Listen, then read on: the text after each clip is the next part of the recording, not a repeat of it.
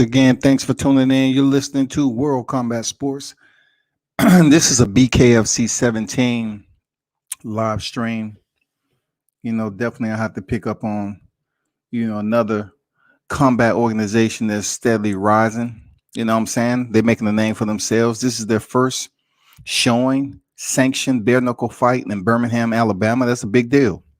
Shout out to David Feldman and the fellows over there at BKFC. Shout out to Chris Lytle. And, all the fighters pretty much, rotating through the gauntlet, so to speak, of different weight classes in the BKFC. It is not an easy sport to compete in, bare knuckles.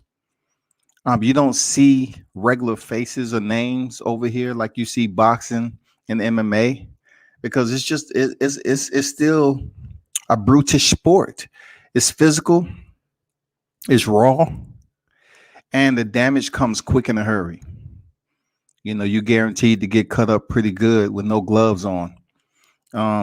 As you look at, there are hand wraps on these fighters. They basically wrap their hands up to an inch from the knuckle properties, and the fighters are in a square circle.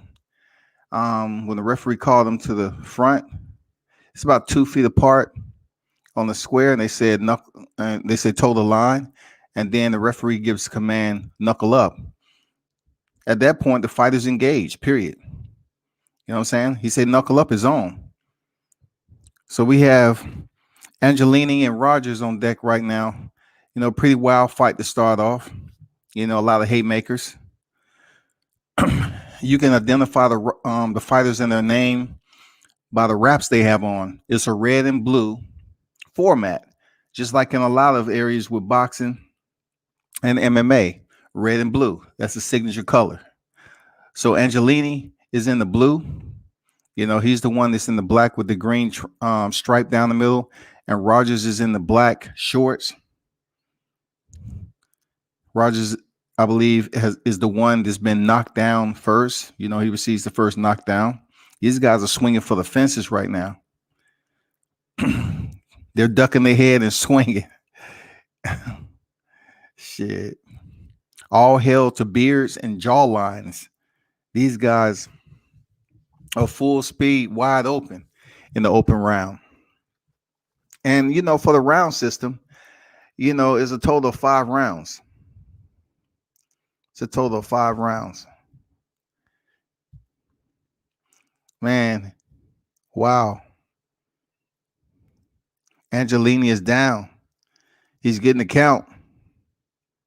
Angelini is down. Nice ink, though. Nice ink. But he's hurt. He's hurt pretty bad. The referee calls the fight. Congrats, man. Good fight. Look, the 1, 2, 3, 4, the numbers of areas you can appreciate about bare knuckle is that it's going to give you the action right away in most of the fights. It's going to give you what you want. You know what I'm saying? It's going to give you what you want, basically. Hold on for a second. Let me square some stuff up right quick.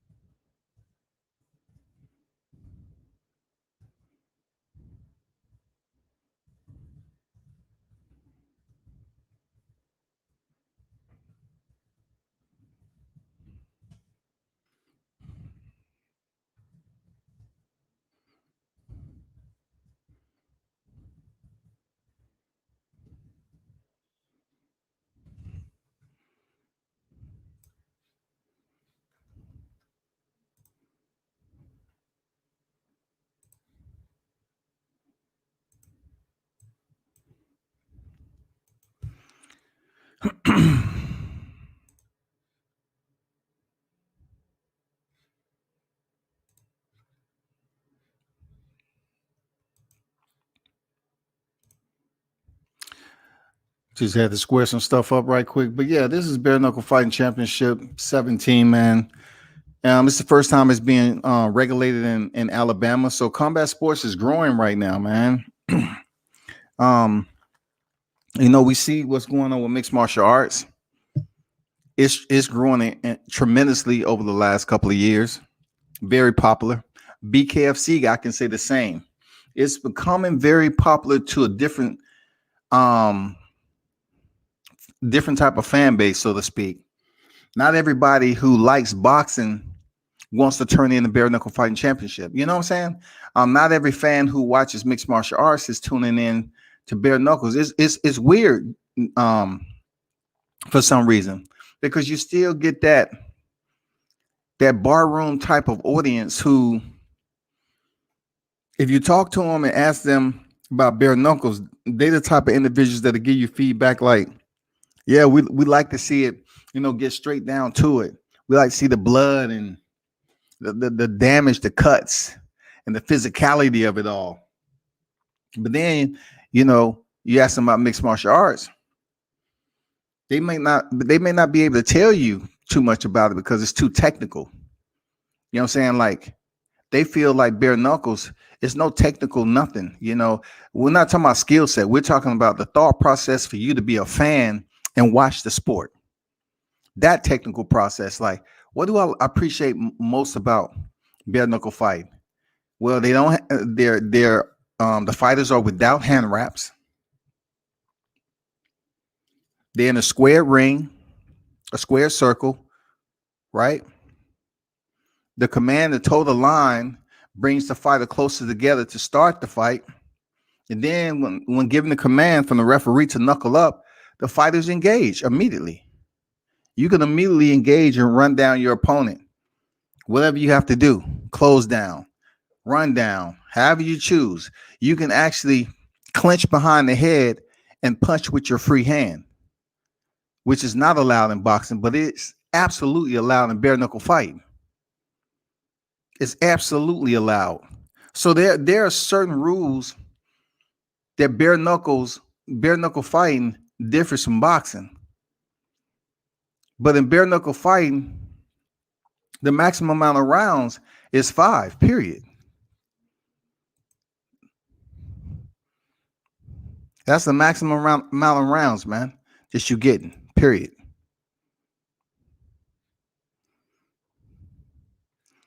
Hold on for a second.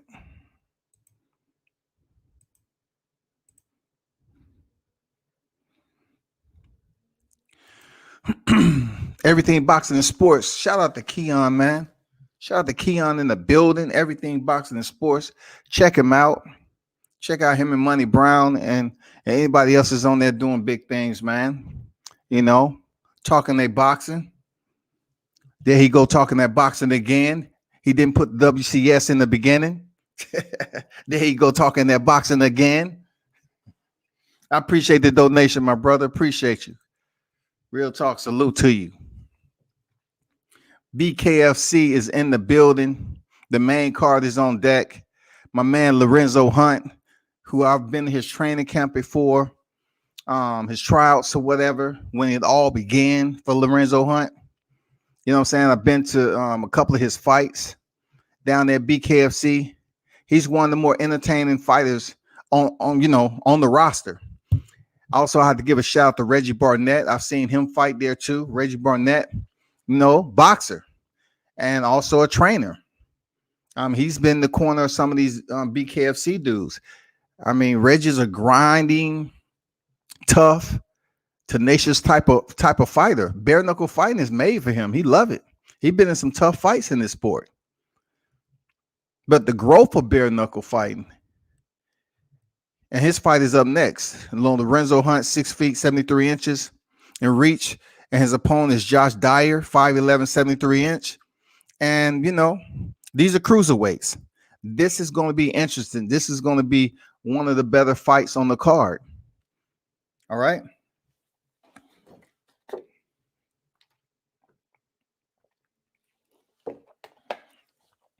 A67, what's good? Lorenzo's about to fight right now. They're in the square right now. Well, they're about to make the ring walk. Lorenzo's about to make his ring walk, and we're about to see what's popping. No doubt there, Keon. Appreciate you pulling up as always, man. Y'all be sure to check out Keon Everything Boxing and Sports in the building. Okay, A67, man. He's my boxing coach. For sure, man. Salute to you. So I guess you down in Florida, huh? That's what's good, man. Yo, Lorenzo is legit all the way through and through. From his ring walk and to his performances. Lorenzo Hunt is one of the more entertaining bare knuckle fighters we have on the scene right now. But make no mistake about it, man. I mean, you got to be cut from a different cloth. You know what I'm saying? To do this sport. It is not for the faint of heart because you will see blood. And if you sit close enough to the circle, you might even feel it. It's been some bloody matches. I go all the way back to damn near the beginning. Tony Lopez, Joey Beltran, homie. That shit was one of the most bloodiest matches you will ever see in combat. That shit was raw, uncut, brutal. Shout out to Joey Beltran. He's still contending over here on bare knuckle fighting. I think I may have covered 3 of these. They started to grow.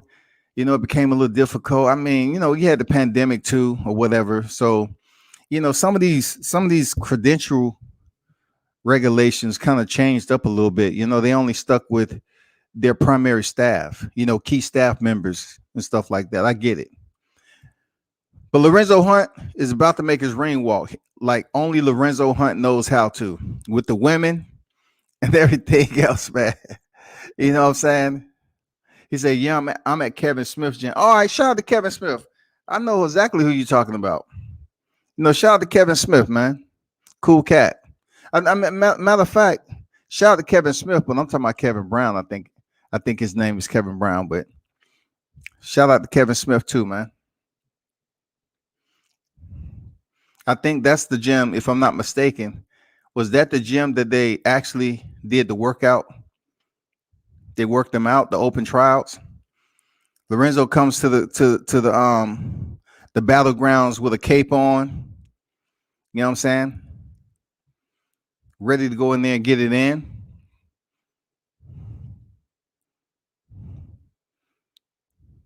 They had to remove the cape. This is gonna be a good fight. Lorenzo always comes and bring the pain, man. You know what I'm saying? He never shows up and not try to go in there and knock his opponent's head off. And you're probably saying to yourself, a lot of BKFC fighters do this, but not everyone. Not everyone can give you that presence that you look for when you see a fighter. You know what I'm saying? The juggernaut is going to come to goddamn deliver knots. You know what I'm saying? The juggernaut he's about to damn knuckle up in this motherfucker, dog. Everybody know who's in this square. It's not a cakewalk. It's going to be a good fight, man. Let's get it. Okay, for sure, 867. For sure, I got you.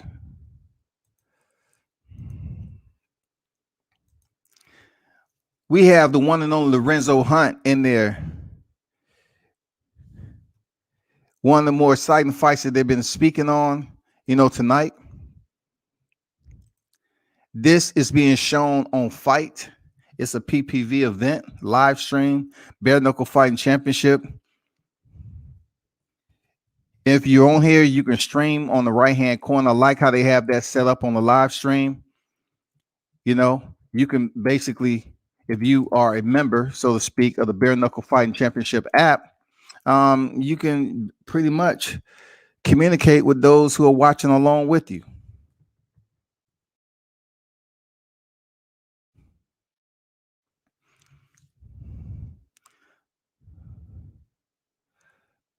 Dang, Lorenzo's about to lose his mind. Somebody called a fight. Shit, this dude, he about to goddamn beat himself up.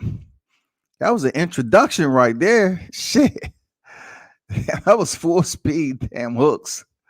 That shit looked brutal before he even landed a punch. But Dyer's a big boy.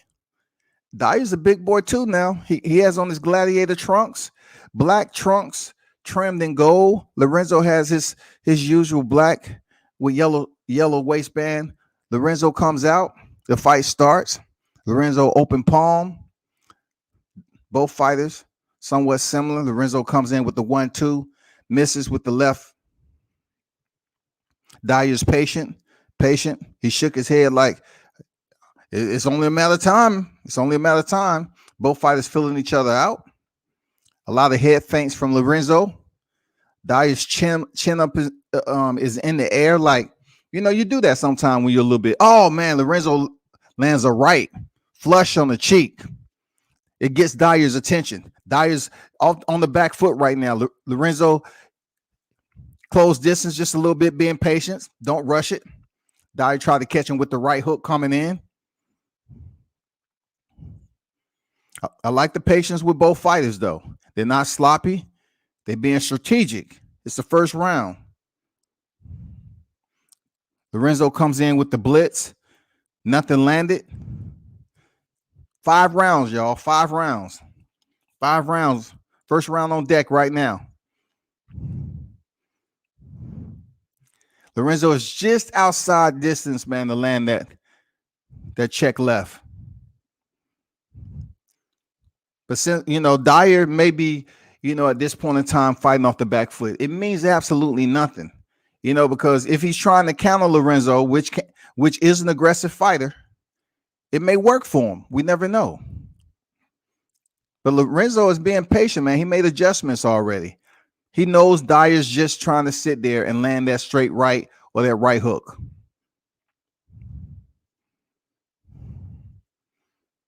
Left hook by Lorenzo.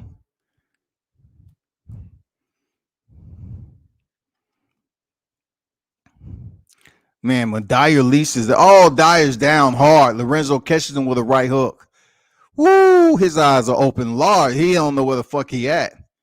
He think he on Venus on a space expedition. He is hurt bad. Lorenzo has that power, man. Let me see if the ref's gonna let it go on. Dyer's down in the first round from a hard punch from Lorenzo Hunt. His eyes are freaking wide like he is on meth.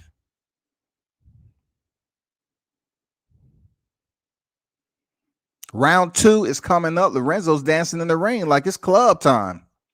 That's what I'm talking about. I like his energy, man. I like Lorenzo's energy. He's in a very tough fight on a big stage, man. Oh, this dude is putting in a contact, bro. That's the first time I've seen some shit like this. This dude is using his time in between the round when he was dropped. Lorenzo rearranged this dude's contact in his eye. He knocked his contact out. And look, I'm really surprised he was able to find it. Oh, he hit him in the neck. He landed that shot, that right hook in the neck. Okay, round 2. Toe the line. Knuckle up. Both fighters land their left hand.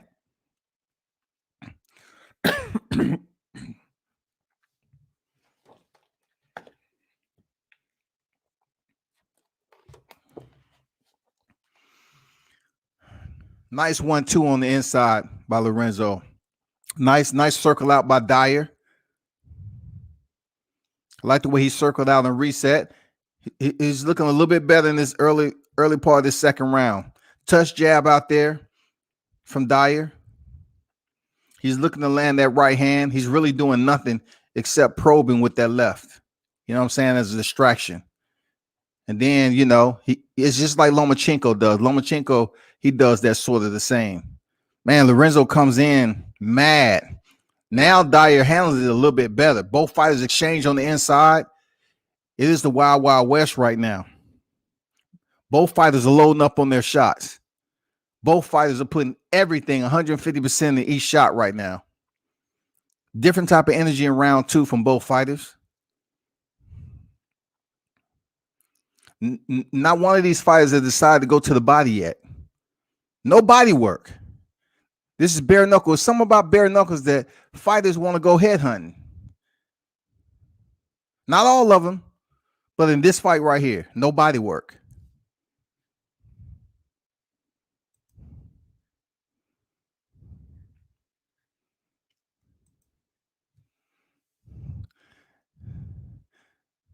See, what I like about Lorenzo, he's not really pawing and using, his jab just to paw it out there and as a distraction like Dyer. Dyer's not trying to pop it out there or anything. He's just pawing and pawing so he can land that right hand. Lorenzo with the right comes back with the left. Okay, Dyer lands with his right hand too. End of the round. We head into the third round. A much more competitive round from both fighters. That was a hard round to score.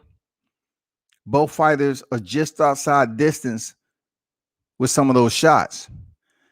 But I will give it up for Lorenzo for being a lot more active in closing the distance. Dyer was able to elude some of those hard punches from Lorenzo Hunt by basically moving and, slight head movement and pivoting out when he found out, when he felt the ropes coming up, he exit out. Make sure he's not standing on the ropes because he definitely would have been knocked down again. And I don't think his contact lens would have, been able to link up via Wi-Fi. I never seen anybody put a contact in doing, in between rounds, but it happened. Third round on deck, people. Lorenzo starts out with the jab, head movement. Oh, Lorenzo with the straight left hand puts Dyer down once again.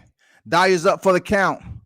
Stumbles back to the ropes. He's walking it out. Ref is counting. One thing about bare knuckle fighting refs, they're gonna let the fight go. They receive the orders. Lorenzo Hunt with a second knockdown again.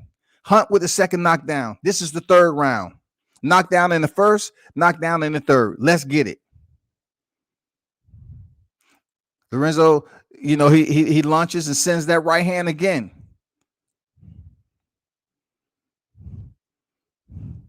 Dyer has been a stationary target, but when Lorenzo, sides the blitz, he does go straight back in line, and then, at the right time, he will pivot out or exit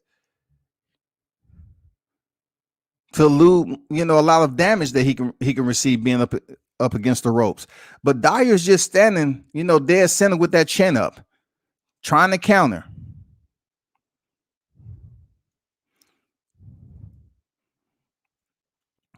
Lorenzo is now, fighting off the back foot. He's up against the ropes. He's still using that head movement. Oh, he catches Dyer coming off.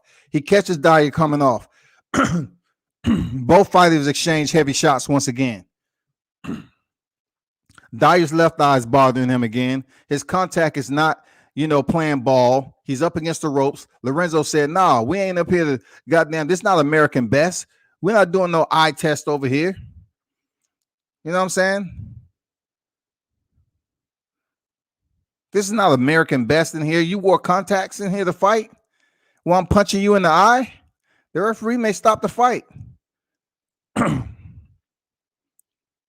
Wow, he gave him a break for his contact again. This is incredible. Look, I don't have many complaints about the referees at BKFC. Why? Because they don't stop the fight when they see blood.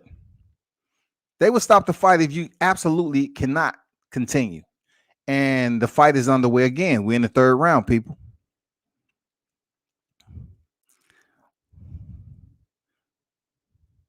Lorenzo's talking now like, shit, we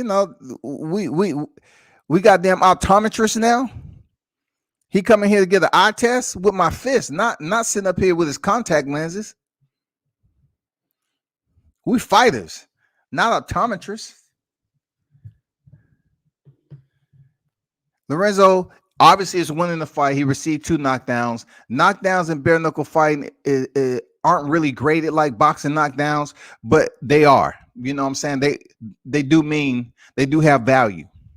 So in the first and the third round, Hunt was able to score the knockdown. The second knockdown was a straight left hand. And it was on target too. Head feints, head feints, head feints. It was a left cross, really. It was a left cross.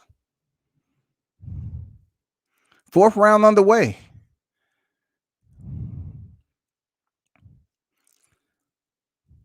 We're 4/5, the way through. It's 2 minutes per round.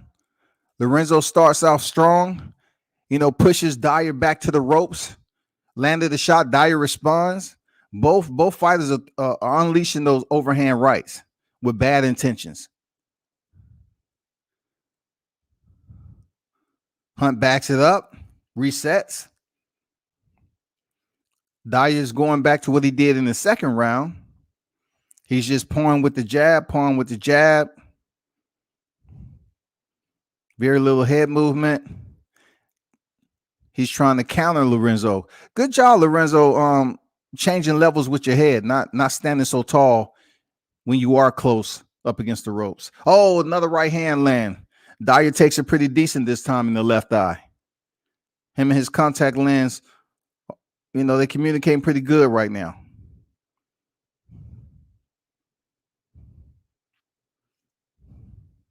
$51 seconds remaining in the fourth round.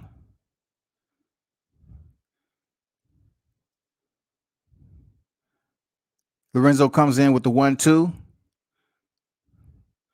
Dyer is sitting back. He's losing this fight. And a bare knuckle, one punch can change. There's no gloves on. You know what I'm saying? If you're healthy, you're durable, you still have that knockout. You still can land that shot.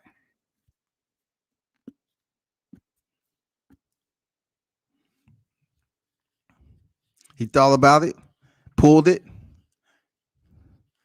Dyer has did too much of nothing. 10 seconds left. He's really lost this round. He's losing the fight right now. I'm not sure if his vision is affecting him, but he needed to do more in the fourth round. We heading into the fifth round, people. Oh, Lorenzo catches him again at the end of the round. He's hurt. The round ends. He was in trouble. Lorenzo is ahead on this fight. He himself, he has some blood. He has blood coming out of his mouth. This is bare knuckle, people. There's no cushion to protect the hands, nor the fighter who's receiving the punches. You can be cut easily in bare knuckle fighting. Absolutely. We in the fifth and final round. Rounds are 2 minutes apiece. And we have one of the premier fighters of BKFC, Lorenzo Juggernaut Hunt, in the building, safely ahead on the scorecards right now with 2 knockdowns, 1 in the first, 1 in the third. And he almost had another knockdown in the fourth as we get ready for this fifth and final round. Give it up for Dyer. Dyer's remaining in there, man. He's been knocked down twice. Tough dude. As high as he has his chin up in there, I'm surprised he haven't hit the, canvas just a little bit more. Fighters toe the line. Once again, probing. He's probing with that jab. Is Dyer. Lorenzo checks him with that left jab. A lot of pawing from both fighters with the jab. One thing I can say about Dyer, he's parrying. He's parrying just a bit. Lorenzo's jab. He's parrying, which could set him up for the right hand.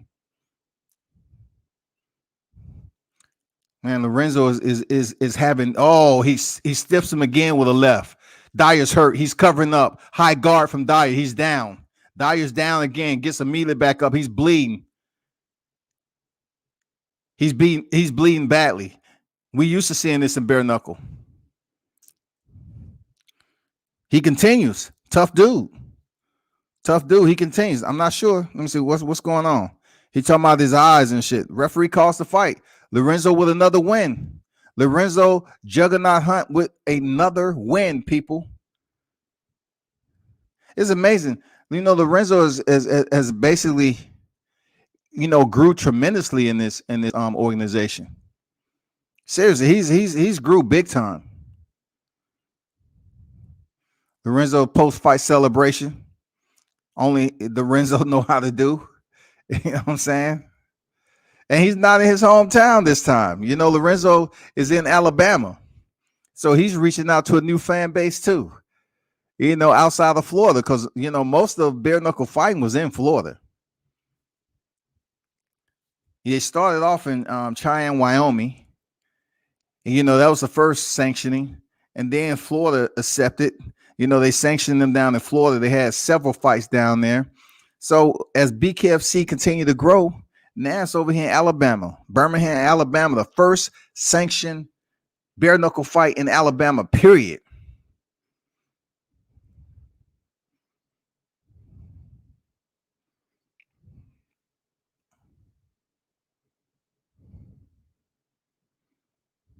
That guy looked like David Tour. The referee looked like David Tour. But shout out to both fighters, though, man. Dyer, he hung in there as much as he could. But shout out to Lorenzo Hunt, man, putting another win to his resume. Good shit, man. Good shit. Let me see what you have to say.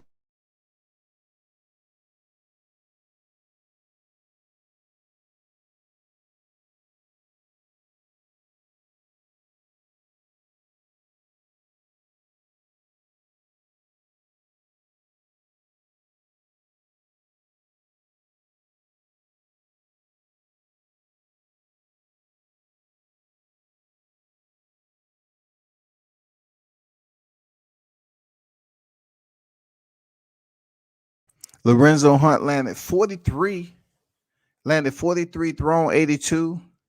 He was at 52%, 15 body shots to 0 of that of Dyer, Josh Dyer. Josh Dyer landed 9 shots, 43 thrown at 21%.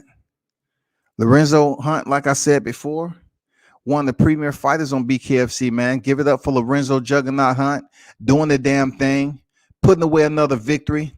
I mean, he really lit this guy up with the right and the left. In the 5th round, he caught him with the left hand.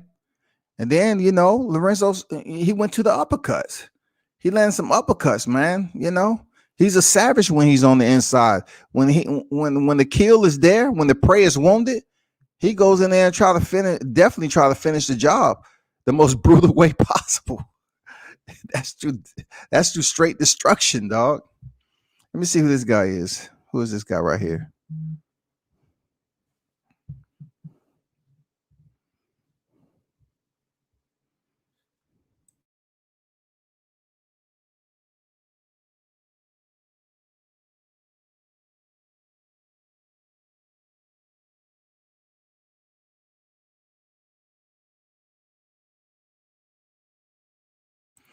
It's Joe Elmore. Just pre-fight promo with the fighters. You know what I'm saying? Pre-fight promo.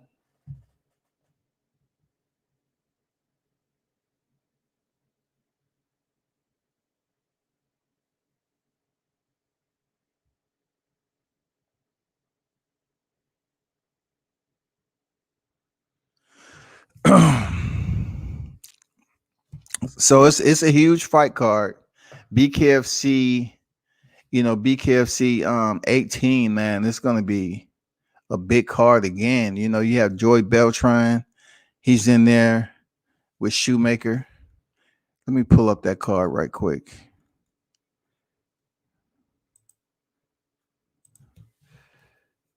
They have a lot of familiar faces up there on the main card for BKFC 18. I mean, you have some faces you seen, in the UFC before and mixed martial arts, period. Let me give you the breakdown of the card right quick, Shouty. Just hold on, Shouty. Let's talk about the heavy hitters on this BKFC 18. Check this out, though. You have Thiago Alves fighting for the vacant welterweight title against Ulysses Diaz. This would be a rematch.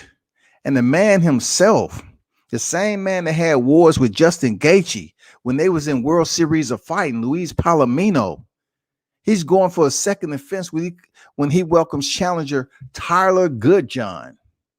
Look at that name, Goodjohn. Now I need to change my name.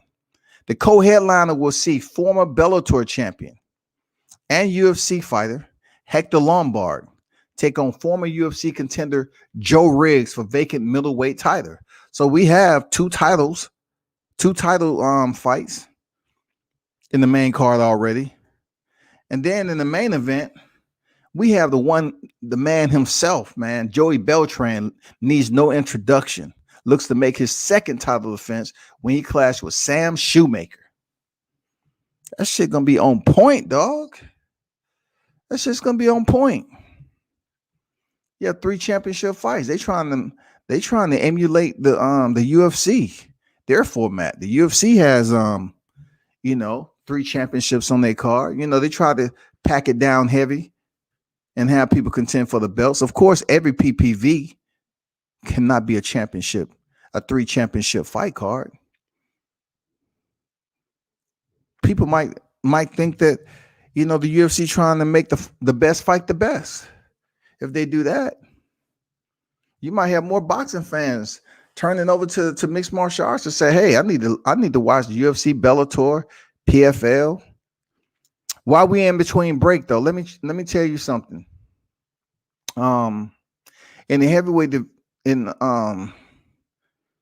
heavyweight division, Yoel Romero and Bellator has pulled out. He was supposed to face hard-hitting Rumble Johnson as he makes his return back to the cage. I was looking forward for this. I was looking forward to this in Bellator, real talk.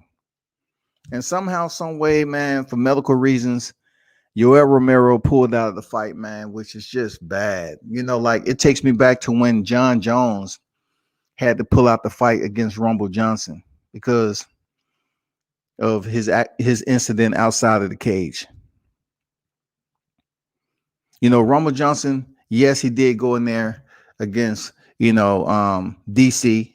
All right, he went there against DC twice, and also he had that dominating stoppage of Alexander Gustafsson. I never thought he would dominate him like he did, but he did. During his time out of the cage, though, people been waiting for Rumble Johnson to return, man. And when this match came up, these two names, Yoel Romero and Rumble Johnson, I was saying, damn, that shit's gonna cause a buzz. Like, a lot of people are gonna be tuned in just to see that fight in the tournament. Rory McDonald just won. People's like, okay. But the one they wanted to see really was Yoel Romero and Rumble Johnson, because they're curious to see a freak of nature, Olympian wrestler, a guy who's, I believe he's 43 years old right now. They wanted to see what he would do. What two fighters that have that explosiveness like Rumble and Romero, how would the fight fare, man? Who will win?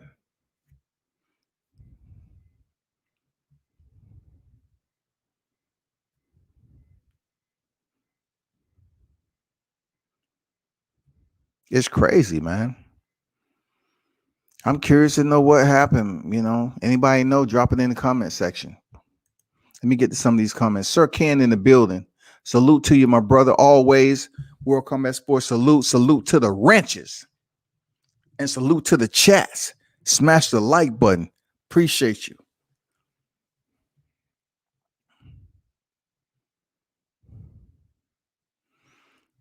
It's going to be a good fight coming up.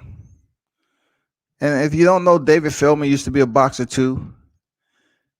He's pretty much a straight nonsense dude. But if he has to throw hands, he'll throw hands. Shit.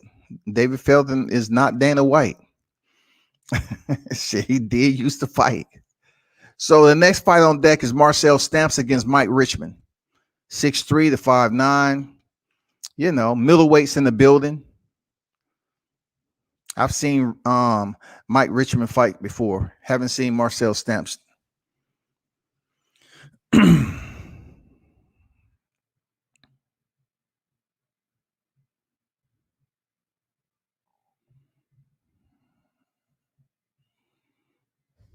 Um, Amin says everyone thanks for all members. BKFC wins the fight. I'm not sure you're speaking about, but I will try to figure it out. But appreciate everyone who's tuned in. This is BKFC 17 in Birmingham, Alabama, the first sanctioned BKFC fight of more to come, man. Of more to come. I mean, look at the history already. You know what I'm saying? Check out the growth of BKFC.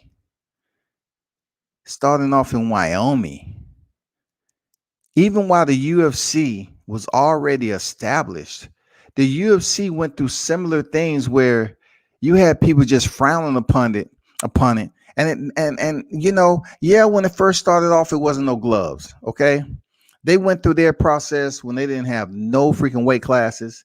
They barely had any rules. You just look, two of their rules were don't attempt to throw the fighter out the cage and no eye gouging. You can headbutt, you can pull hair, you can even groin strike. Real talk. You can groin strike back then. You feel me? Like they had to change up and get sanctioned and become serious to it. Happened around UFC 12. You know what I'm saying? So, you know, they brought gloves into the picture. They started establishing and organizing weight classes and so forth. Anyway, the UFC was already established. Mixed martial arts was already established. But bare knuckle fighting, they had people frowning upon it as if it's something new. Like just because it's no gloves, it's going to be less brutal than mixed martial arts. You know, shin kicks to the head, elbows, 4-ounce gloves, fighters snapping their tibia and fibula in front of your face. And the only region they can get sanctioned in is Wyoming, and then Florida. But it took them a while, and now they're in Alabama. I just don't see why. You know, oh, he from Gracie Baja. All right, salute to you. I see you there, Marcel from Gracie Baja. All right, but I don't see why they slow on this, because at this point in time, what could be, what can you see that you haven't seen from mixed martial arts?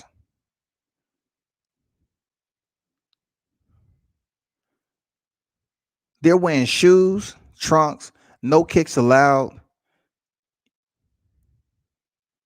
The only legalized strikes is with your hands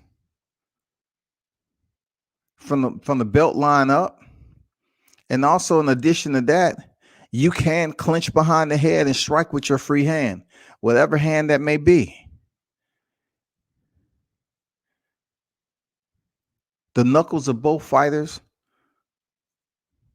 are exposed, but they are hand wraps up to 1 inch from the knuckle property. So Marcel is in the ring right now.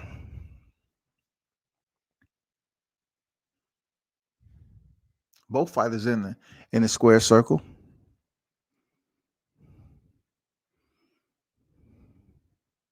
Jeff Houston, the ring announcer. We on the way for our next fight.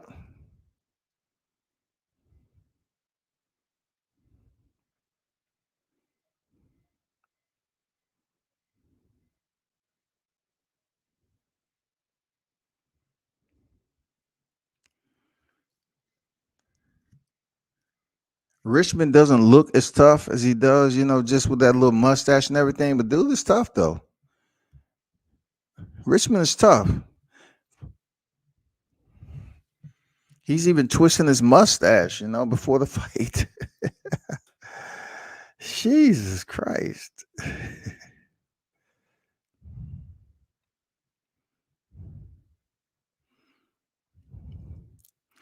They're introducing his opponent right now, Marcel Stamps. Stamps definitely has the reach advantage. But as we all know, it is up to the style of the fighter and how he chooses to delegate his offense that can absolutely negate any advantage a fighter has when it comes to height. We've seen it all before. The referee is Christopher Young. We're about ready to start this first round, y'all.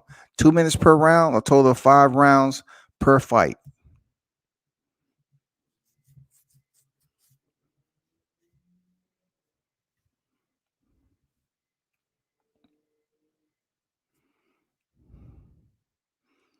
Total line.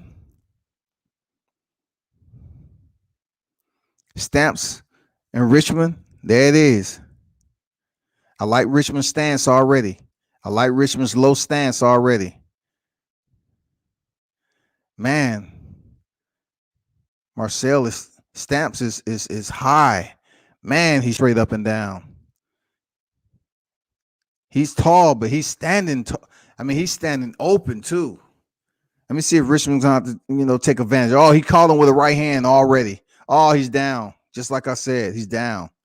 Man, he's just too slow and too erect in there, man. His posture, his entire posture, his fight stance, man, is too erect. Don't quit, bro. Don't quit. Oh, okay. Ref called it. Richmond comes back in. This should be over real soon. I'd be surprised. Not with the way the Stamps is overly committing. Come on, he didn't even knock you down, Stamps. Come on, bro. A minute remaining in the first round. Stamps don't want to be in there, bro. He don't want to be in there. He's bent over. Referee called the fight. And see this, check this out, people. This is why fans from MMA and boxing may be a little bit hesitant to totally commit to BKFC. For one, fighters don't hold, or they're not a point right now with the growth of BKFC that you see some of your fighters, like you might see tonight, and they had a very good fight. You might not see them on a regularity. Like, fans don't have anyone to latch on to right now. They don't have a 1 through 10, a 1 through 15 pound for pound list, because fighters are in quick rotation. So what they seeing with this, they seeing a fighter come in here, they seeing fights go out in the first round, and it's going to take them maybe a couple of years to really get used to the format of, you might see some first round stoppages. If you're attending a bare knuckle fight, yeah, you might see some early fights. You might see some early fights, real talk. Some of these fighters, man, they look tough in the stare down and everything. But when they get touched up with those knuckles, there's a whole nother freaking ball game. Just like Mike said, everybody has a motherfucking plan until you get punched in the mouth.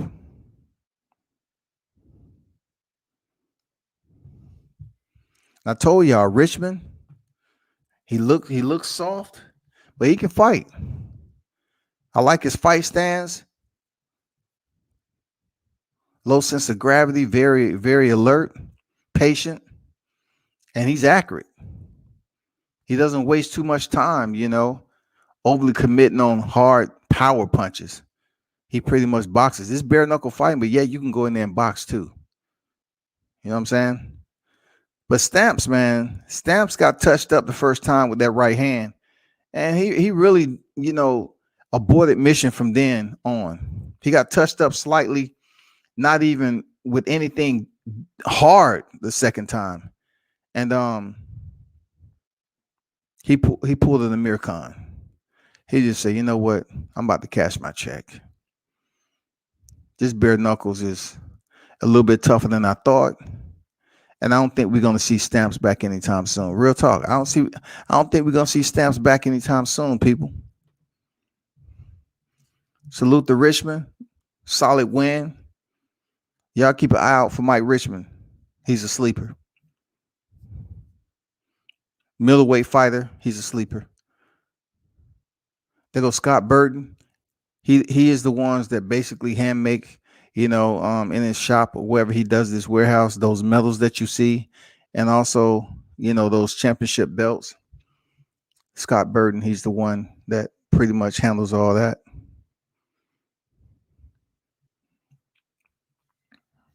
But salute to everyone in the building, man. And whether you tuned in to BKFC or not, I can tell you like this. I like combat. I wanted to do the WNO grappling, the BJJ tournament. Man, they had Lovato Jr. on there against Gilbert Burns. Yes, the same Gilbert Burns who just lost to Kamaru Usman. In his championship debut. He was knocked out in the third round by his former stablemate, but yet, he was scheduled to go in there against a BJJ legend tonight. And make no mistake about it, Gilbert Burns is a multi-time world champion himself. I really want to see that fight, but I'll catch it on replay. And I don't know if you watch WNO, who's number one, but they have some good wrestling over there. BJJ, a lot of events for real. He caught him with that right hand. Stamps say, "No, I'm checking out, shouty. I'm checking out." Man, caught him with the left, the right and the left.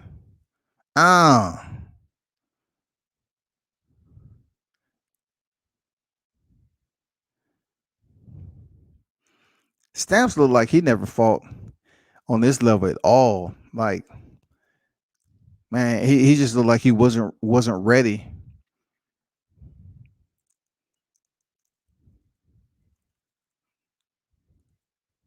It just seems like he wasn't ready for that type of aggressiveness or activity that was coming his way. The heat. I don't know. If he fought in combat, seemed like he'd be a bit more prepared than what he was, man, but he wasn't. So they show on the BKFC 18 card. That shit's gonna be fire, man. And believe me, you're gonna see more and more fighters from these top MMA organizations coming over to bare knuckle fighting. I will tell you ahead of time that Rachel Ostervich, who I believe is was a previous UFC signee, or she still may be signed with the UFC. I'm not sure, but I know she was on a losing streak, and I'm pretty sure she might have been released from the UFC already. Very beautiful woman, and she signed for BKFC. They made a big deal about Paige Van Zandt coming over here. She made her little stint in the UFC, lost to some of the top names, but she was gritty, tough. People loved her little quirky attitude. Even when she lost, people enjoyed the fact that she kept good spirit. She had the competitive mentality of a how you put it, a fighter that's easy on the eyes but tough. You know what I'm saying? Now BKFC, brought Paige Van Zandt over there. She got a bag. She lost to Britain Hart. Britain said, "I don't care how good you look. I do this. I've been over here working. I do this shit." Britain Hart gave her the L, man. You haven't heard from Paige Van Zandt unless you check out her IG. I encourage a lot of people to go check out Paige Van Zandt IG. The girl represents big time.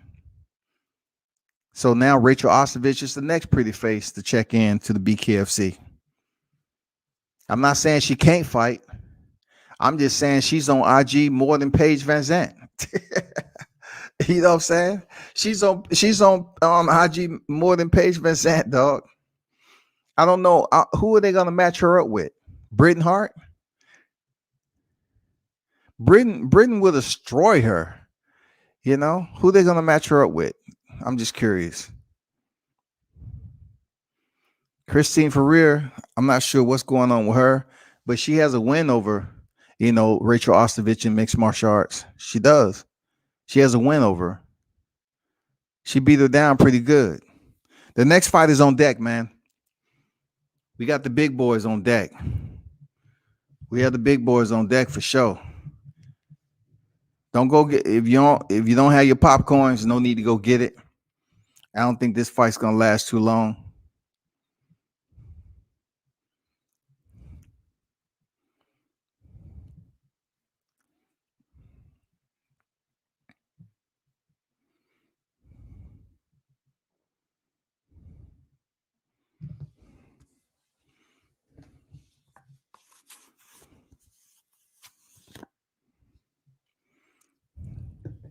This is the main card of BKFC 17. And the big boys are on deck.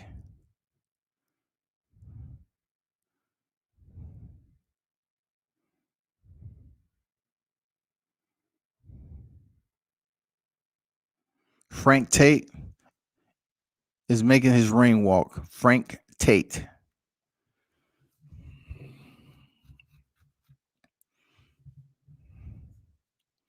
Some people wear masks, some people don't. I mean, I don't know, man. You know, I don't know, bro. Like, some people wear masks, some don't. Damn, you're in the building. I'm looking at people with no mask on. Why he has a mask on, I don't know. You about to go in there and fight with no mask, bro. What do you think's gonna happen between I'll say the 50 feet that you're walking from the Teletron to the ring? I don't know. Are you trying to fight COVID? You know, before, like, you get points for ring walk with a mask on. I mean, dude, just come out there with no mask on, save the trouble, and split the ropes and go get it. If COVID's in the building, you're not gonna be the only one to get it. And I'm pretty sure you had to take a COVID test anyway before you even was cleared to fight.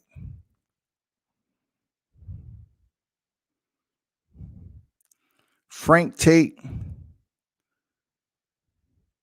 splits the ropes for combat once again.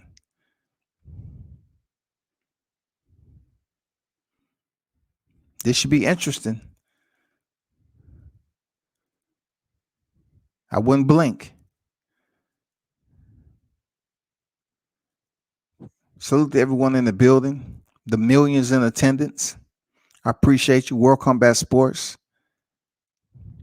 Live commentary, BKFC, numeral 17. This is the main card. The big boys are on deck, no doubt about it.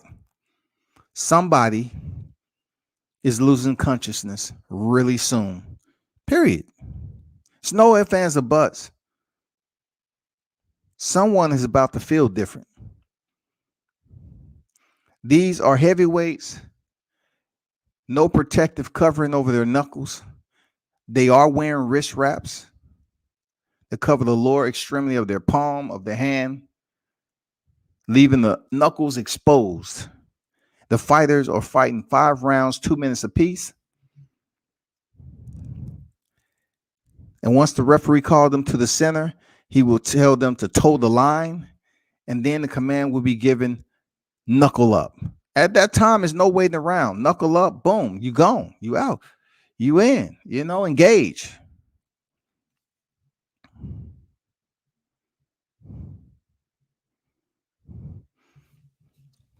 This is the main event.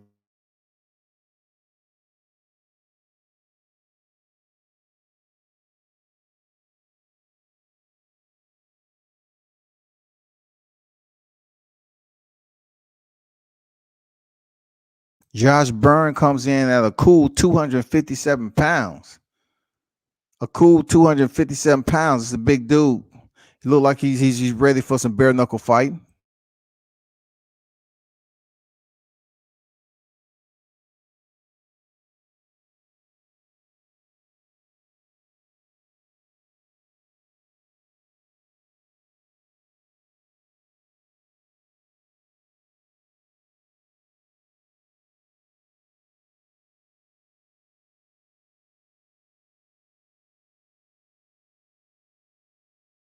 Frank Tate is being introduced. He's a hometown fighter out of Birmingham, Alabama. He weighed in at a cool 257. Both of these are big boys.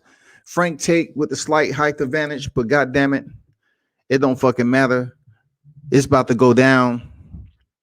The main event on deck, BKFC 17. Don't blink. Somebody's going to sleep. Fighters toe the line. Let's get it.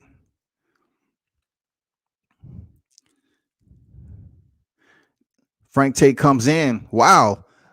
Lands some shots on him early. I'm impressed. Oh, he comes back and knocked Frank Tate down. Who gets the knockdown? Okay, the referee is giving him Burns the early knockdown.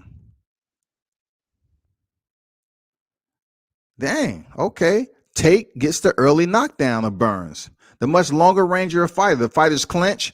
Tate keeps his hands moving to the body, which is smart. You know, you're in the clinch, use your free hand to punch.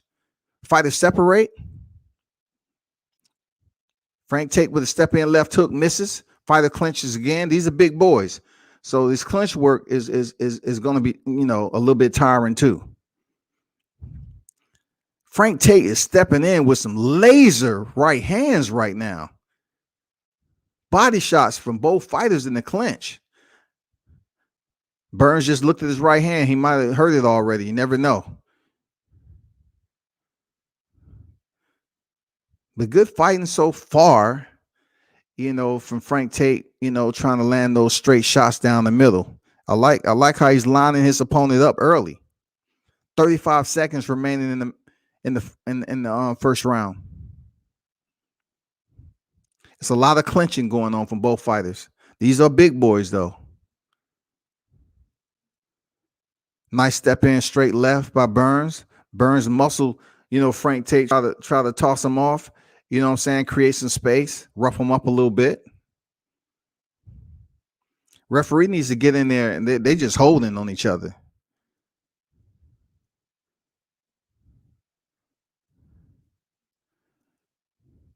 Posturing from both fighters. Oh, Tate steps in with a right hand again, laser right hand. Burns say, okay, I'm good. So I give that first round, of course, to Tate, earning the knockdown. He does seem to be a little bit gassed, and I'm thinking Burns is too, but you never know.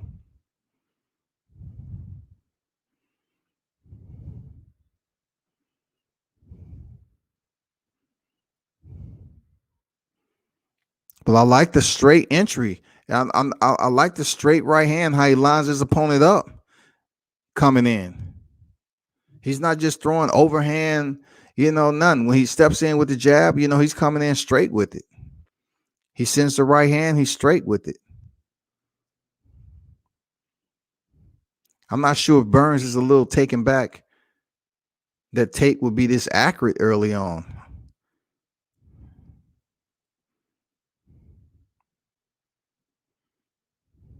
Appreciate that, Sir Ken. Say smash the like button. Pete Davenport in the building. Salute my brother. Peace. He said, peace, my brother. Salute to you. Second round underway, man. Tate starts off once again with a right hand. Return quickly with a 1-2 from Burns. More active round, man. More active runs to jumpstart this second. Oh, nice right hand lands for Frank Tate. They're exchanging heavy punches early in the second round. This is the main event. A minute 35 remaining in the second round. Both fighters are landing some solid shots, showing each other's respect, sportsmanship. I thought somebody would be, you know, on the stretcher by now. I thought somebody would be sleeping, snoring. Motherfucking getting smelling salt. Man, Frank Tate pushes him down. Is the ref gonna call? No, he pushes him down, man. You know, Burns went down pretty hard right there. So what I am saying, Tate is not switching up anything right now. He's just trying to step in with the same setup, nothing different. I'm gonna see if Burns make any changes. Both guys are tired. 45 seconds remaining in the second. A lot of clinching and holding. Right now, you know, Burns is just leaning on. Tate is just leaning on Burns. Oh, he cracks him with a right hand. Down goes Burns. Oh, man. Just when I was saying Tate is not switching it up, he lands the right hand again on Burns. Cut him open pretty good. Cut him open over his left eye pretty good. He said, I'm good. Let's go. Let me see if Tate gonna line him up again. Again, he cracks him on the chin with a right left. Again, he stands to right. Burns in trouble. Burns in trouble. He's backing up. He reaches over and hold. Now this time, referee separates him. Man, it was action. The right hand lands again, man. I think Burns is just done right now. Frank, look, Tate didn't have to push him down. He was going down anyway. Let me see if his corner going to keep the fight. Corner, let me see, his corner's talking. What they talking about? Hometown guy, man, is representing. Hometown dude Frank Tate is representing for Birmingham, Alabama, with the bare knuckles flying. His knuckles is lighting up the place. The crowd is going crazy. They hometown fighter. Tate is showing out. He been hanging around Deontay Wilder's shit. He been hanging around that new era with that straight ass right hand. He landed something. Damn, he lighting no boy up. Just don't have the same power though. But Burns, man, you have to know now he's lining you up for the right hand, bro.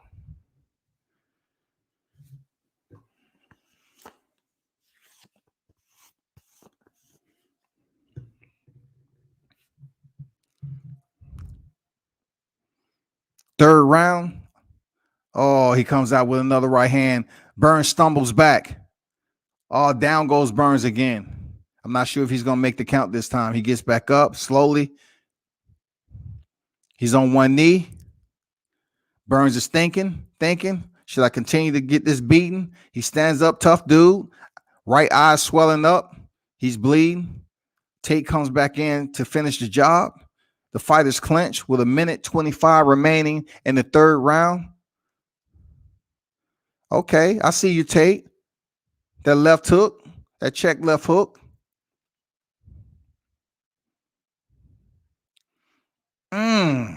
Oh, my God. Another left hand. He was hitting it with right uppercuts, then landed the left hand. The referee might call this fight. I think Burns is done. I think he's done. He's on both knees. The referee is counting. He can count to 30 right now. Oh, boy, it's done. He has a nasty cut over his right eye. I know the crowd is going crazy right now in Birmingham. That was a very entertaining fight right there.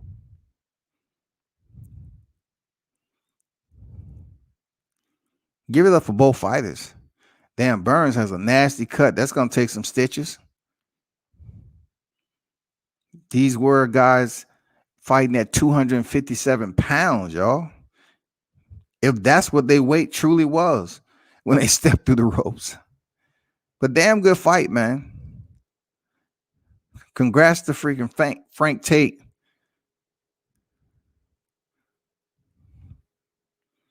For feeding his opponent straight knuckle sandwiches tonight.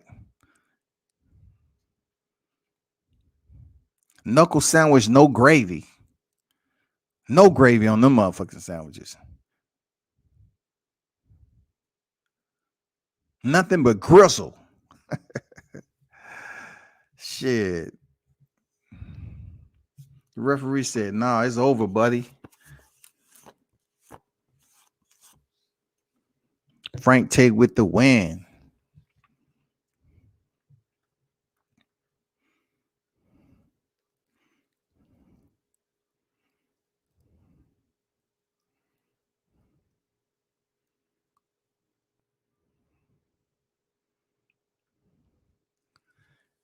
The punch stats, Tate landed 27 to Burns 8 through 68 to Burns 56.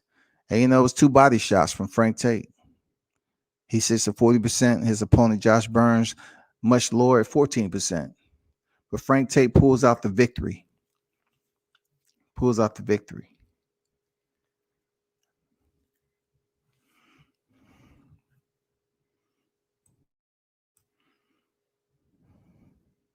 I'm pretty sure he's going to have something to say. You know, hometown crowd.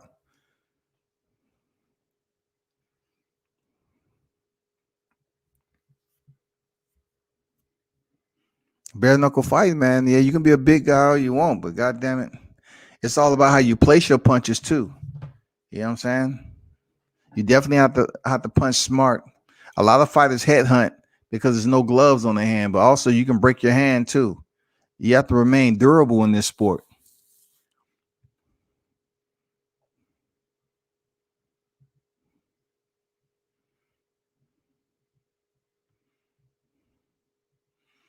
Tate act like he just came from a walk in the park, man. He ain't breathing.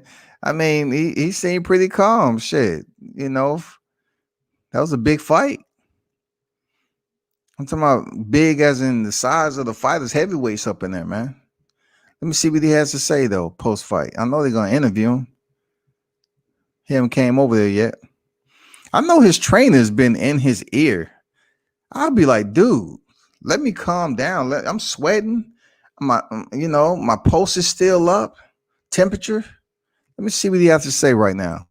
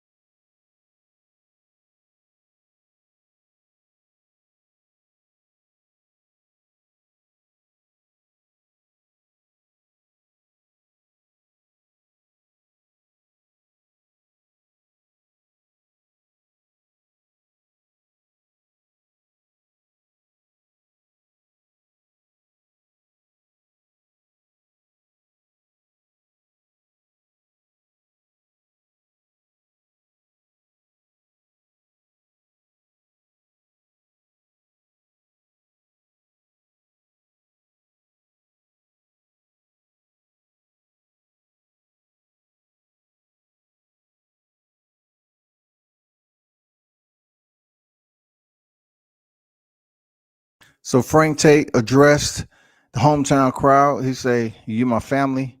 You all I got." That's pretty much what he had to say. Let me see what he's saying.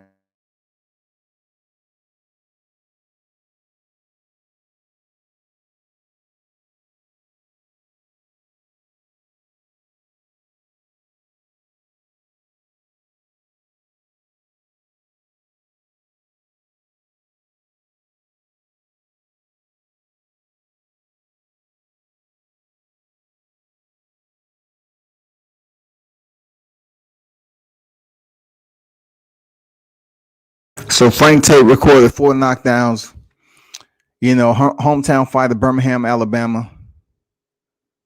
He had good sportsmanship. They asked him who he want to fight next.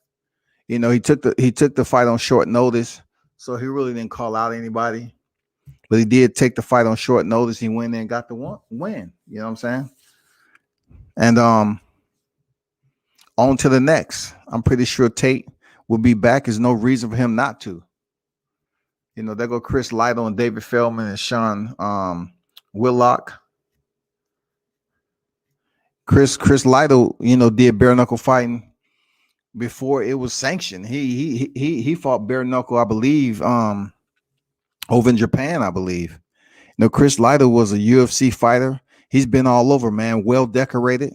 You can check my interview that I did with him in the MGM Grand when he was out there doing fight week with boxing. I'm probably the only one that knew that was Chris Lytle. He was surprised. Oh, he was surprised. I said, "What's going on, Chris, man? Can I get a short interview?" He was just surprised anybody recognized him. But he gave me an interview though. I was like, okay, cool.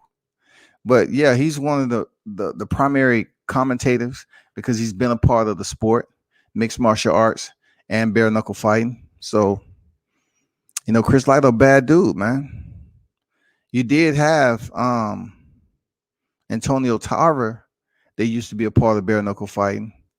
But from what I heard, the Tarver, wanted, they couldn't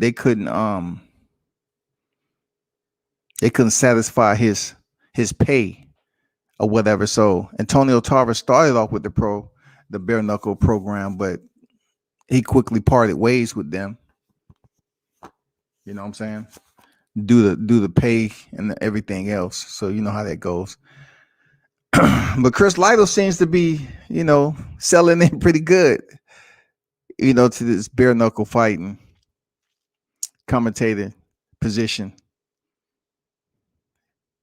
But yeah, like I said, Rachel Ostervich is going to be on her way to bare knuckle. She signed the contract already. My only thing is not that she can't fight, but I'm more curious as to who she's gonna fight stepping into this square circle, because this woman right here is someone. Yeah, she was in MMA, but most of all her beauty shots on IG, that's what she kind of gravitates towards, like glamour shots. Bare knuckles is grimy. I'm curious to who they're gonna put her in there with. They didn't give Paige Van Zant an easy motherfucking intro. She picked up Britain Hart, so I'm curious to see who the fuck Rachel Ostervich is gonna fight. Real talk, I'm really curious. I really don't see Rachel training anymore. She in damn good shape, but I'm just saying. I'm just saying, my people. I don't know. But damn, like I mentioned earlier, man. Hold on for a second.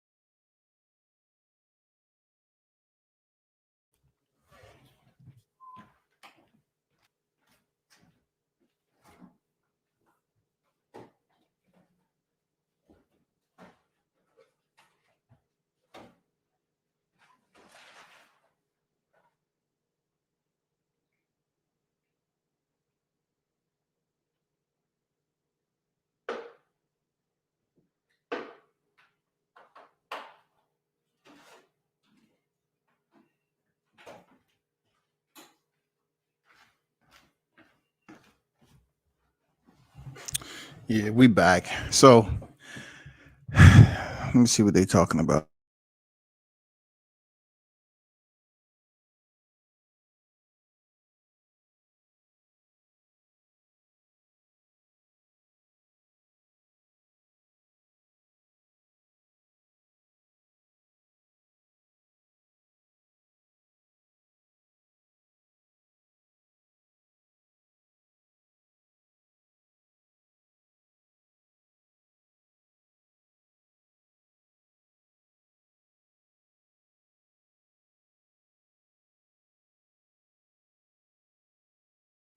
So Miami's getting a lot of love right now, man.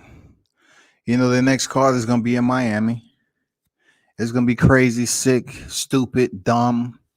You know what I'm saying? Coming up, especially in June down there in South Beach, man. There's gonna be a lot of big fights coming up around then. If you want to stay tuned, that's what it is. I know a lot of people went down there for this Emmanuel Navarrete fight down in Florida. That was in Kissimmee. You know what I'm saying? But this fight card is coming up on that June weekend on the 5th and 6th. Both fight cards with Floyd Mayweather and Logan Paul, and the main event, Teofimo Lopez and George Kambosos. It's going to bring a lot of activity down there, a lot of money, a lot of attendance, and a lot of attention. It's gonna be, oh my God, it's gonna be stupid. It's going to be absolutely stupid. It's gonna be stupid, no doubt about it. So of course I have to be respectful and mention the fact that Andy Ruiz and Chris Arreola is going down. You know, a lot of people are talking about how Andy Ruiz looking so much great shape and all that. And I have to commend Chris Arreola for looking in pretty decent shape too. Both of these guys pretty much dropped weight, and they look in true form for real. They look like they tightened up. They took the fight camp serious, and I can't tell you how the fight's gonna go, to be honest. I know Andy Ruiz. I pick him to win, but it's how the fight is gonna turn out. Is my point. You know what I'm saying? How will Arreola contend against a fighter like Ruiz, who, in my opinion, is the better boxer? We know Arreola is tested. He's been in there, but Andy Ruiz now, he only has 2 losses to his resume. One, for many of us hardcore fight fans, because we believe he pretty much defeated Joseph Parker, but he has 2 losses on his record, and since that, I wouldn't say he's been in seclusion, but a lot of questions was out there about his commitment to the sport. Because can you imagine, what levels he could have reached if Ruiz would have went in there and defended his unified titles? The amount of money he wouldn't have to worry about fighting, even right now. If he would have defended his titles against Joshua and then had another big fight potentially, considerably, possibly with Deontay Wilder, because both of these fighters were close enough to each other where they could have signed the fight. You know what I'm saying? They could have signed the fight. Isn't Ruiz with PBC or something like that? I mean, it could have made some shit happen. He would have got paid really, really good. But anyway, that's neither here nor there. That's over with. I don't know if y'all heard, but Derek Chisora is supposed to step in there with Joseph Parker. But the big thing about Chisora, he was complaining about he wanted to walk out second because this is his hometown. And Chisora, if you don't know anything about him, he sticks to his ways. Like, dude, if you want to talk about impulsive, that's the dude you want to be around if you that type of person that like on the drop attention. Derek Chisora, he will give you every bit of war that you want. He would give you that drama that you're looking for. He would give you that on site. He would give you everything you was looking for. But he said, I won't fight if I can't come out second. I just won't fight. If you want a visitor like Joseph Parker to fight over here and you want to have me ring walk first, no. It's not going to happen. And I guess David Hay, he was up there talking to IFL TV. So we'll see what happens out of that. If the fight ain't canceled already, you know what I'm saying? We'll see what happens, what comes from it. Real talk. Ruiz came in at 256 pounds. The short dude at 256, in my opinion, that's still a lot of weight. Could you imagine how he looked when he fought Joshua? He's always been a rounded type of guy. But Arreola came in at 228 and a half, shawty. What? Arreola came in at 228 and a half. Ruiz came in about 256. He probably about 265. Shit, 70. I mean, you got to think about it. Tyson Fury came in at like 270 plus. And he's much, much taller than Andy Ruiz. Andy Ruiz sitting at 256. 256. To be honest with y'all, I don't know how long Andy Ruiz is going to be able to sustain this weight right here. You know what I'm saying? Just because he lost weight one time, he will have to prove it to me and the people that he's fully committed and dedicated to keeping that weight off. Besides that, man, I just don't have confidence in it. Period. Andrew says, salute WCS. What's good? Ken say, WCS, you know, I'm big on watching weigh-ins. Yeah, they both look a lot slimmer, but to me, it looks like Ruiz just lost weight. Chris looked more fit to me. Yeah, man, you're exactly right. Check the box on that, Ken. I was surprised. I'm not gonna lie. I mean, I was surprised the way Areola looked. Like I just said earlier, a lot of people are talking about Andy Ruiz weight loss, but they're not talking about how Chris Areola looked. Like, no tacos and beer for Areola. This dude looked like he took training camp serious, dog. Even in his suit, he looked like a different dude. Andrew Charles said, I was surprised at the shape Areola showed up in. They both were in pretty good shape for some big boys. Yeah, they were, man. They were. They was in really good shape. Now we just curious on how the performance will play out. Because I ain't gonna lie to you. You know, both of y'all was spot on. But I have to give the nod to Areola, who really looks shocking to me. I was like, Areola looks like, damn. Like he trying to go in there and shock the motherfucking world. Shit. Areola looked like he got in shape as if Andy Ruiz had the title still. Could this be a Robert Helenius, Andy Konoski upset? Even though it wasn't too much of a, it was sort of kind of because they was building up Andy Konoski. But that day, Robert Helenius stopped him, man. People was like, huh? Who is this dude, Helenius? You know what I'm saying? Who is this dude again? He went in there and knocked out Andy Konoski. I was like, wow. Is Chris Areola, is he going to shock the boxing community? Because a win over Andy Ruiz definitely would be big for Chris Areola's career. But it wouldn't be it wouldn't send shockwaves through the boxing community. Not like people think. It'll be a little shimmy. You know, it'll be a little shimmy here and there. You feel me? Because Andy Ruiz is that guy who shocked the world with Anthony Joshua and just came back and squandered it all away. You know, talking about he was all mesmerized by all the money he had. Man, you know, getting rid of Manny Robles. Now he's with Eddie Reynoso and all that shit.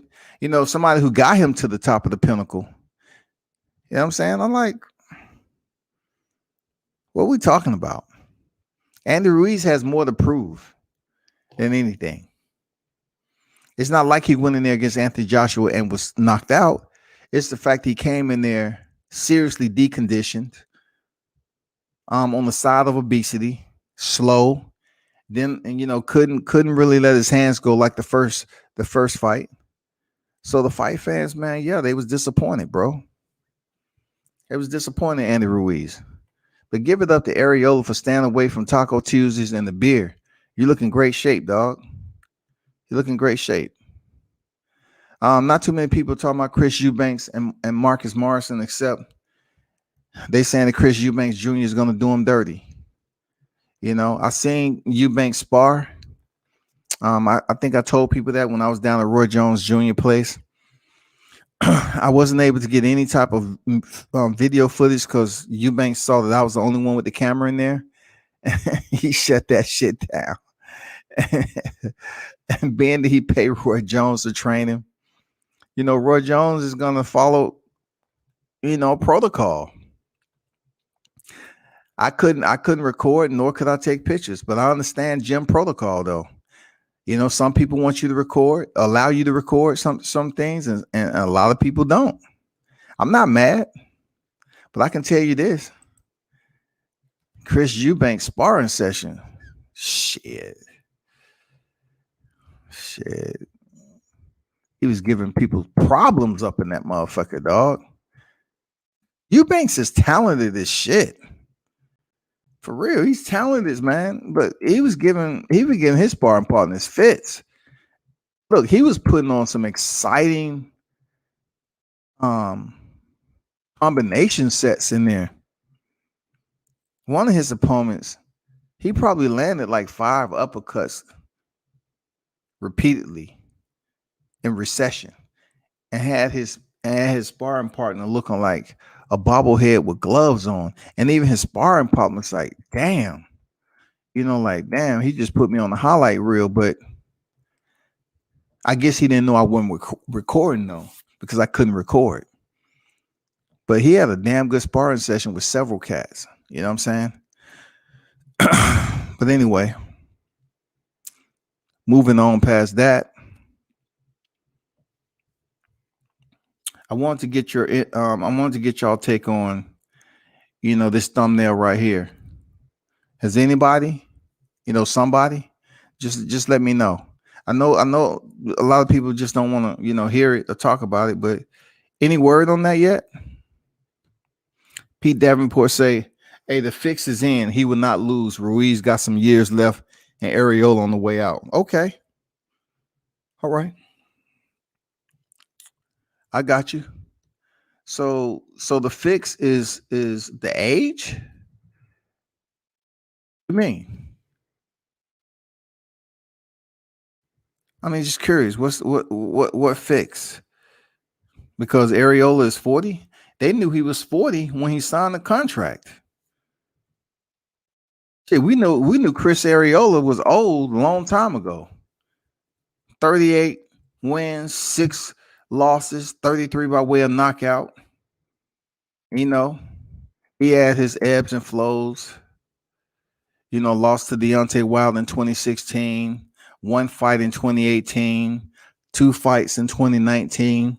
You know, lost to Andy Konoski. Now he's in there with Ruiz. If you're basically saying, okay, the fix is in because you pretty much predicting the outcome, I can see that. But he looked in damn good shape, bro.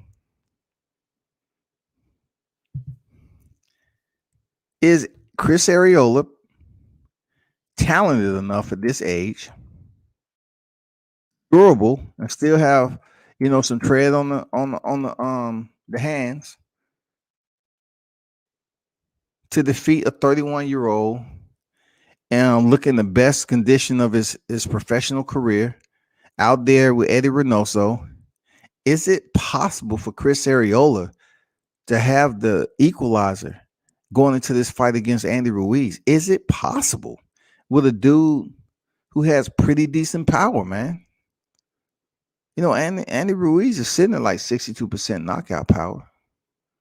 I mean, we seen him drop Joshua, but you know, Joshua has a jaw like broken glass and a cup of wet confetti. We know that. But hey, we'll see what happens. He's 6'2", and you know, Chris Areola's sitting at 6'3".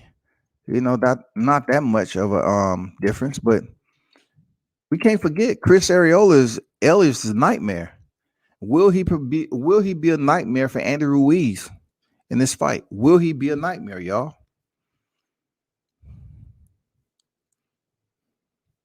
Y'all let me know. Will Chris Areola be a nightmare for Andy Ruiz on this night?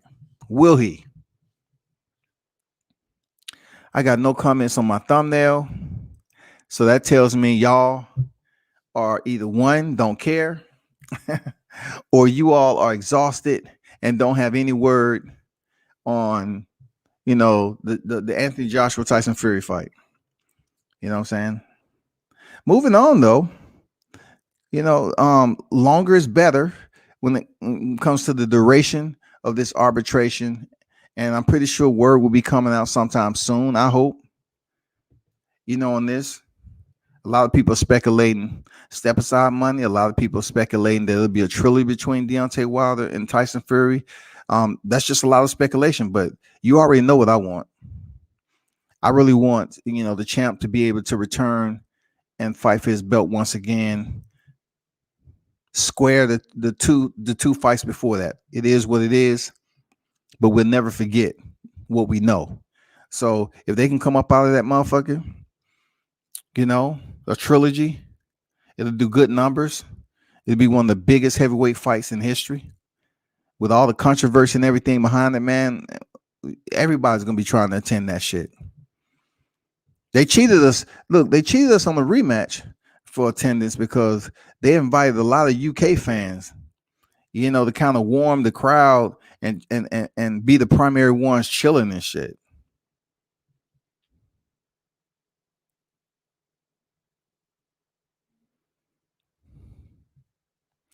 What is this? What are you talking about?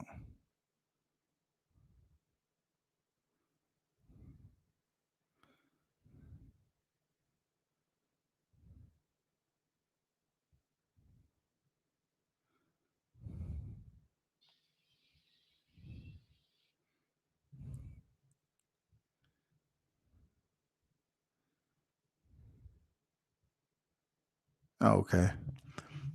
But yeah. Who do you think? I asked this before. Who do you think gonna do better numbers on that weekend in South Beach?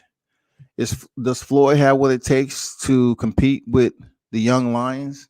Even though Cambosos is not really a big name, but Teofimo Lopez is. Do you believe that he can compete with Teofimo Lopez? Pete Davenport, appreciate the donation, my brother. Salute to you. Ruiz could still be exciting, especially after the Joshua fight. So I feel the boxing world wants to see if he can pull off some more miracles, brother. I agree. We talk after the fight tomorrow. Okay, for sure. I couldn't see who that was in the thumbnail, but what I'm feeling is that the trilogy is gonna happen before Fury AJ. Well, the thumbnail is Eddie Hearn's over there to your left with Tyson Fury, and it's an airplane to say any word yet. And pretty much it's Eddie Hearns and Tyson Fury over there by the little campsite, waiting on word out there. That's all it is. You know what I'm saying? Just a little humor. But I believe in that trilogy also. So that's what I'm hoping right now. WCS, I will be paying attention to the Laura fight. Each guy's talking KO. Yeah, Laura is moving up the middleweight, y'all. He doesn't get that much excitement, low key type of dude that really has respect in the boxing game. He has so much respect. A lot of people felt that he beat Canelo. You know what I'm saying? And then you have the Erislandy Laura that's boring his own or what. So, he has that respect, and then he has those gray areas in boxing where people look at his performances like being B minus, C plus type of shit. Even though he's an A level fighter, real talk. Erislandy Laura can fight, man. Even his loss to Jerry Hurd, I felt he did good. He was tough, man. Charles say, I also heard some shit about 80 million step aside offer, but I haven't been keeping up today. Look, it was a point in time there, Charles, that I didn't really care about the money aspect of it. I still don't really talk about it to this day. But in this fight right here, I truly want to see Deontay have the opportunity to get his belt back because I think that's bigger legacy-wise than 80 million. Now, on the flip side of that, 80 million is a lot of fucking money to step aside.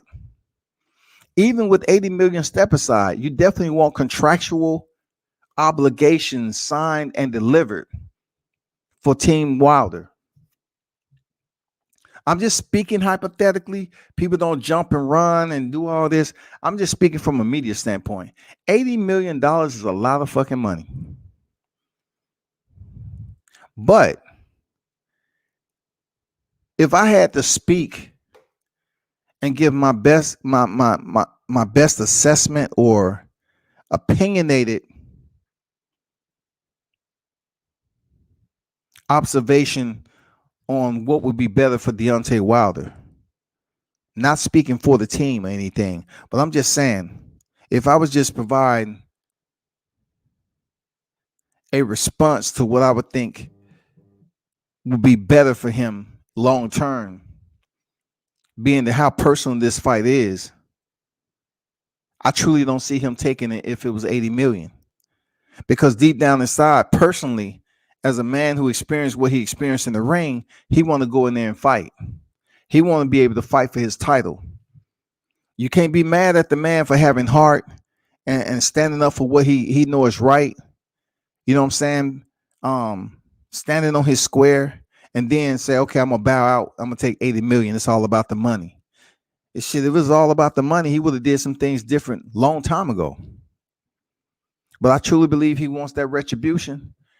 He wants to go back in there and get that, avenge his loss against Tyson Fury and get his motherfucking belt back. Truly, I think Deontay Wilder doesn't want anyone in the UK to have that opportunity to fight for undisputed, especially the way the rematch went down. Hell no. If it's true, that's crazy. How bad do you not want to fight Wilder? Well, from my understanding with Tyson Fury right now, he doesn't have too many choices. You feel me? Like, I know he came out talking about he'll never fight Wilder again and try to act like that was, it's just all about freaking games, verbal games out here. It's all about, switching bait and switch, all this shit. 1 minute they saying this, and they never gonna fight Wilder again. Then the next minute Fury's out here talking about, he just want to get back in the ring. He wanted to fight. He's been out the ring just the same amount of time Deontay Wilder has, February 22nd, 2020. And then he's up here saying some shit. Well, my next opponent may be Deontay. I truly don't think that this arbitration has played a tune that Fury is used to. I think he's been disappointed in a lot of areas that he thought he would be able to smooth over. Seriously, and now he's willing to fight in the UK. He's just willing to fight anywhere to get this money. He's willing to do anything. Do you truly believe, like Eddie Hearn say, they're gonna get 70 million, then close to 100 million, and all this other shit? You truly believe that that's gonna happen over there in the UK? Who's putting up the money? Who's putting up that type of money in the UK? Please let me know. They're talking about this site fee over in Saudi Arabia, $60 million site fee. It goes from 60 million to over 100 million. Which one is it? I'm just hearing so many things back and forth, man, that the lies just keep on piling up. They had 30 days, or else they'll walk away and there's no fight. 30 days came and went, nothing. I mean, when are we going to hear some solid, concrete word on Fury's commitment from Eddie Hearns? You know who you're not hearing from is Anthony Joshua. You know why? Because Anthony Joshua don't have permission to speak. He doesn't really have too much to say because it's out of his hands. Joshua has the unified titles. This no way, shape, or form affects him except the amount of money that they're talking about he may he may potentially gross by stepping in there with Tyson Fury.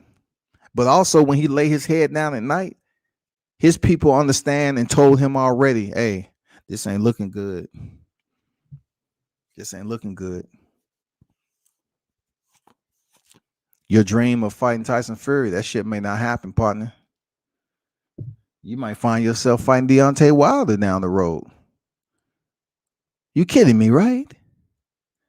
No, Eddie. I don't want to fight no Deontay. You know what I'm saying? That shit might go bad quick. Eddie might tell him, hey, look, if you don't want to fight for all the titles, just let that motherfucking other title drop. Let Oleksandr Usyk fight for that shit vacant, and let him go in there with Wilder or something. Any way, any way you get out of it. I just don't think Anthony Joshua will want to step in there with Deontay Wilder anytime soon. Let's be honest. Let's be honest. Let's be honest. Let's be honest, bro. People will want to see Deontay Wilder go in there with Anthony Joshua because the dangerousness, the lethal injection.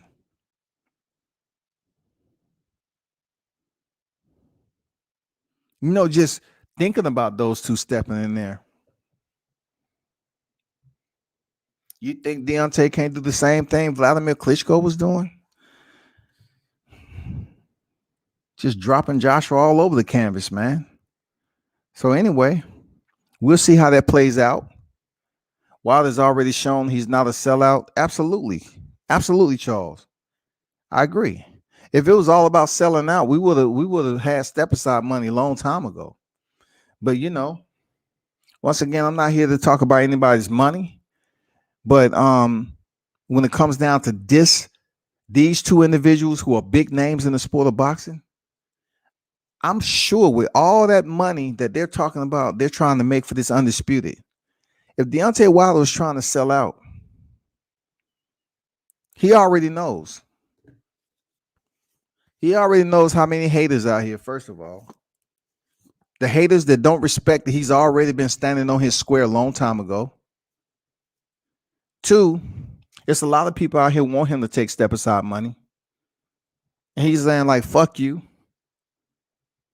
You know what I'm saying? You want me to take step aside money to appease this undisputed fight between Joshua and Fury and I'm not included? No, he's fighting to the motherfucking end. That's why people don't like him. You know what I'm saying? The man has honor. He has honor, man. They can say what they want about, the accusations that he placed against Fury in the rematch. The man has been honorable. He's been a clean fighter, first and foremost, a clean fighter. An individual who started fighting for his family to begin with. And we already know the history. So respect this shit regardless. Because I look at it like this. Deontay's saying, I'm sending a message without even really talking. There was so many people waiting for him to release a video. And finally it happened. I hope y'all happy. I've been saying for a minute, when Joshua says he's fighting Fury, I believe it. When Joshua says he's fighting Fury. Yeah, man, Joshua, I thought he did at one point. I thought he did make a response to fighting Fury when they say, oh, all of a sudden they signed a 2-fight deal. First, it was they agreed upon a 2-fight deal, and then they signed a 2-fight deal. And I'm saying, okay, they signed a 2-fight deal, but BoxRec is not showing a schedule, bro. And then on top of that, none of the mainstream medias, they did talk about it. Believe it or not. When this shit came up talking about they signed, mainstream media did put some appetizers out there and speak on it. But really nothing excessive. It wasn't heavy, reporting that was sent out to the audience. They mentioned it. They really didn't go in depth about trying to talk about, where the venue is going to be, because that information is not out there yet. Talk about pre-fight predictions.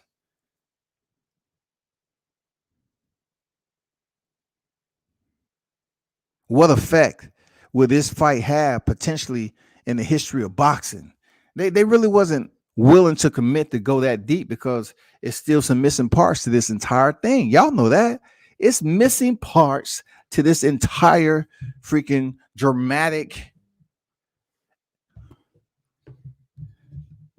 pending conclusion that we're waiting on. We're still waiting. We're still waiting. We're still waiting.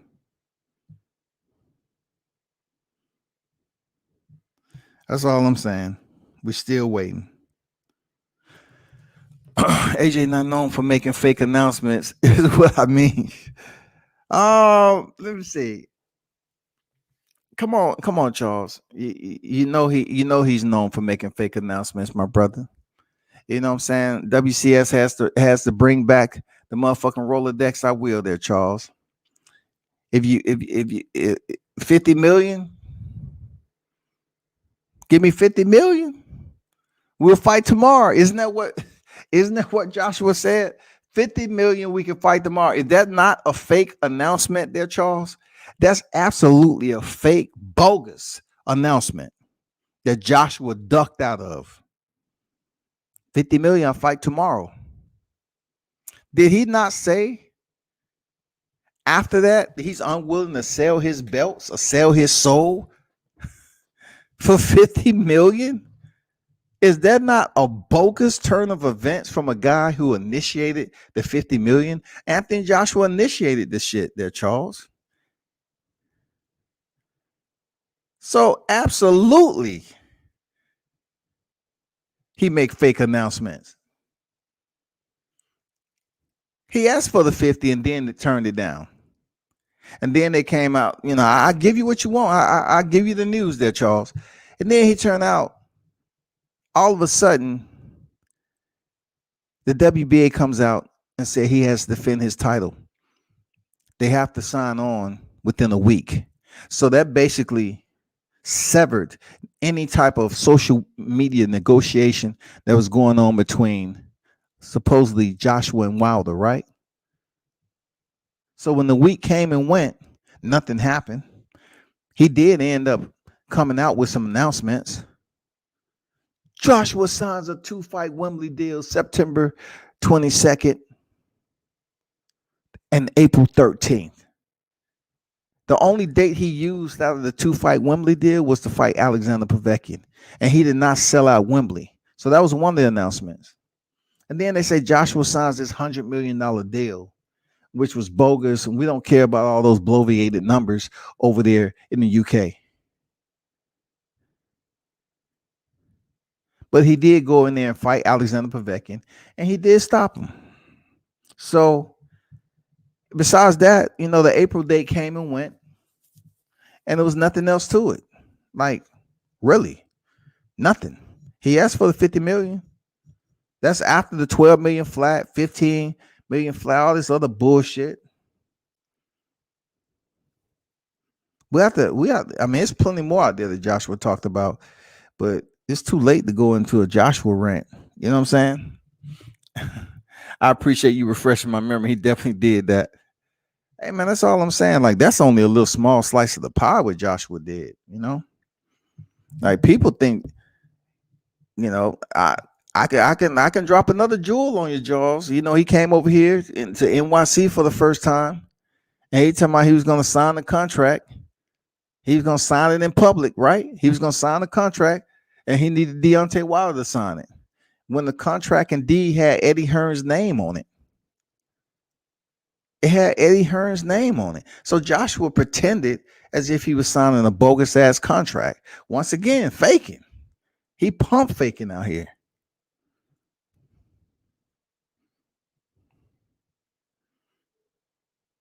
It's too much. It's too much to talk about that, Charles, for real. You know what I'm saying? It's already Saturday. Hey, I'll be at IHOP, goddammit, talking about this shit. It's so much to talk about with Anthony Joshua. I'll be eating breakfast up in this motherfucker, dog.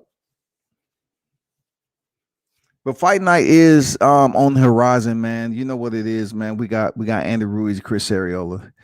We'll have plenty of time, no doubt, in the upcoming weeks to talk about this Deontay Wilder and Tyson Fury situation. But like I always say, salute to Deontay Wilder for just being an honorable person and holding himself to his integrity and how deep this fight game really is and what happened to him. So, stand for something or fall for anything. So if Deontay chose to fall for anything such as money, his own people, seriously, Deontay Wilder's own people will only vilify him that much more. and saying money was more important than getting your belt back. In reality, you never really wanted him to fight to get his belt back. You just wanted the undisputed title to go to an all UK fight so you can have something to talk about. And all the fake US boxing fans who claim themselves that were supporting him, just stay on that side. Remember, just stay on that side. When he comes back, just stay on that side. We don't need you. We don't need you. But people, let me read this last comment. AJ promoted himself all wrong to the US market. Getting his ass kicked didn't help, but we can't let that go. I feel you. Yeah, for sure, man. Talk your shit, man. You know what I'm saying? Talk your shit, because I tell people all the time, Anthony Joshua came over here with pre-selected staff, y'all. He came to NYC. He came over here to fight for the first time and didn't even open up his he didn't even open up his attendance. You know what I'm saying? He didn't open up his accessibility for the US media to address him or ask him any questions. He had pre-selected UK media already on deck that probably flew over here from the UK to ask him the very, very soft, charming, confetti type questions. Everything to boost him up. And that right there kind of turned away US boxing fans, because they still don't know who the fuck Joshua is. All they know is he's a fighter that's paranoid about leaving the UK. He's paranoid about crossing the pond, even though he might come out here and hang out in gyms and shit. And but he don't want to come over here and fight. He did that the first time. It shit didn't work out for him. I mean, he had Jarrell Miller. And then it's not like he totally changed body compositions of fighters. Damn near Andy Ruiz and Jarrell Miller has the same body type. It's just Jarrell Miller is much heavier. Feel me? It's crazy.